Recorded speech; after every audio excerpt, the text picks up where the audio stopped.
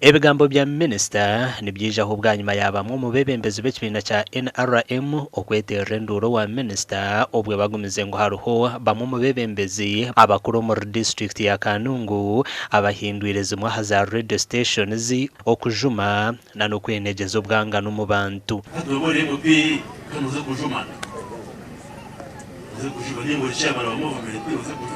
Abantu bakobukuru bashobora kwishikiriza omukuru ubakuhereza.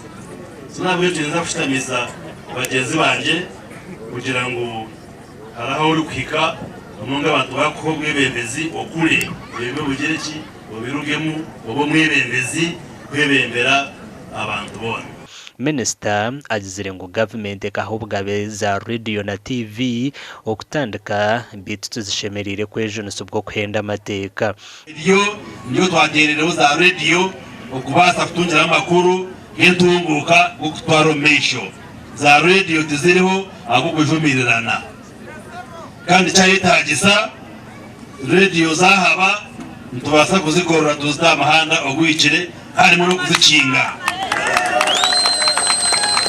Kandi muntu we ninye nyine ebishumuzo n'ekufuru za radio obu Uganda. Namukimanya? So mwenda b'amahulire. Let me warn our media stations, media houses. Nituija kusima tarukuruha. Kusima okitiriza President Museveni. Ahamo kuhereza bukuru nka Minisita. Twaba tasimira ekyo tukasima President atwaha. Utubeire ekihango munogo mwihanga rya Uganda.